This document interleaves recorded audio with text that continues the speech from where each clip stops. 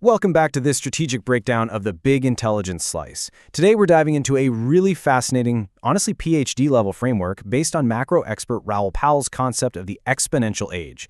And look, we aren't just talking about your standard tech race here. No, we are talking about a massive, fundamental rift in global geopolitics and economics.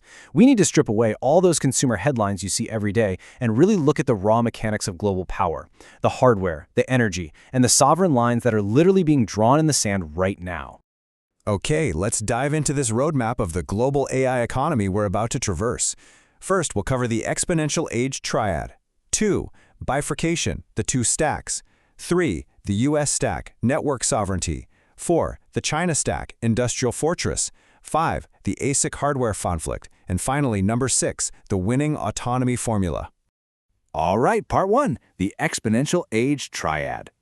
So Raoul Pal defines this current era as the absolute largest exponential economic leap in human history.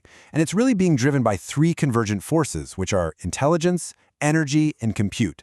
The math here is simple, but man, it's brutal. Energy plus compute equals AI. That's it.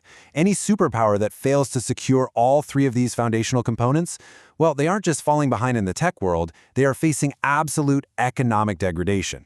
You simply cannot participate in the future economy without owning your piece of this triad. Moving on to part 2, bifurcation, the two stacks. You can kind of think of this massive technological leap like climbing Mount Everest, right? But the world's superpowers are taking completely different parallel paths to the top. We are actually witnessing a real-time geopolitical decoupling. In the US stack, you've got an ecosystem driven by massive corporate players, NVIDIA, Microsoft, Apple, Google, and Oracle. Meanwhile, over in the China stack, the charge is heavily led by Huawei and Alibaba. It's basically two parallel universes operating side by side. Now, what's really interesting about this slide is that the underlying philosophies just couldn't be more different. The US stack absolutely thrives on open corporate innovation, where agentic AI is essentially treated as highly capable, hired corporate labor. The China stack, on the flip side, views AI fundamentally as state infrastructure. For them, it's not just about market dominance, it is about absolute independence and resilience through complete vertical integration. Let's look closer at part 3, the US stack, network sovereignty. Okay, so the American ecosystem is built on what we can call a triple alliance. That's NVIDIA, Microsoft, and Apple. And they're supported by the true architects of scale, Google and Oracle.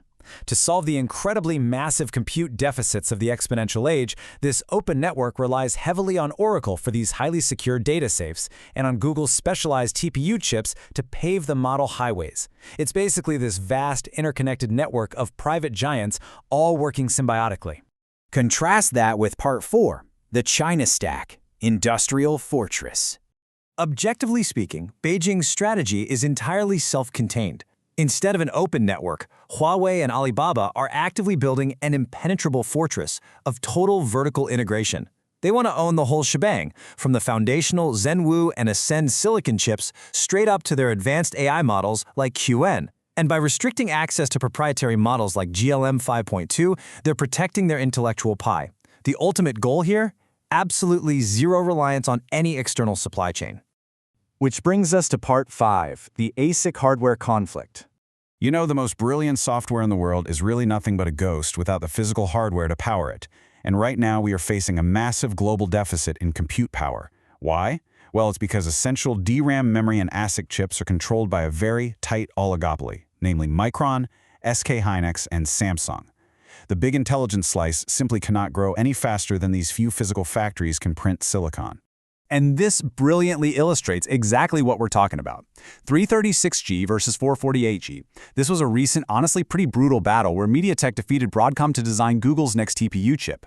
Broadcom came in promising these amazing theoretical 448G speeds, but MediaTek offered 336G. So why did the lower number win? Well, because proven technical maturity in the real world beats theoretical promises on paper every single time. When you're in a massive hardware deficit, reliability is absolutely king. Finally, part 6, the winning autonomy formula. The winner won't be the one with the best chatbot. I really want you to let that sink in, because this is probably the most important takeaway of this entire explainer. The media loves to get you to focus on, which AI writes better poetry or generates the funniest images. But the actual geopolitical power struggle, It is not about the front-end user interface. It is entirely about raw underlying infrastructural dominance. So the crucial point is that the ultimate formula for sovereignty is an unforgiving chain. Step 1, energy generation.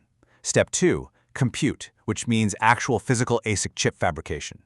And step 3, intelligence, the models themselves, like Turing, Claude, or Gemini. The true winner of the big intelligence slice is simply the entity that creates the shortest, most secure, and most autonomous chain between those three nodes. If you have to depend on a rival for power or chips, your AI models are entirely vulnerable. And we are watching this collision happen in real time. You have the US ecosystem relying on this vast network of sovereign corporate alliances clashing directly against the Chinese ecosystem, which is actively fortifying an impenetrable industrial wall. Right in the center is this absolute battleground over ASIC manufacturing and advanced data models. They are literally slicing up the pie of the exponential age right in front of us, while the rest of the world just watches. Which leaves us with one massive, looming question. In this new chip war, who will achieve total supply chain autonomy first? And maybe even more importantly, what happens to all the nations, the businesses, and the economies that are left completely reliant on the outside, just looking in? Keep tracking the hardware, and definitely keep tracking the energy, because that is where the future of sovereignty is actually being written. Thank you so much for joining me for this explainer, and remember, keep your focus on the data.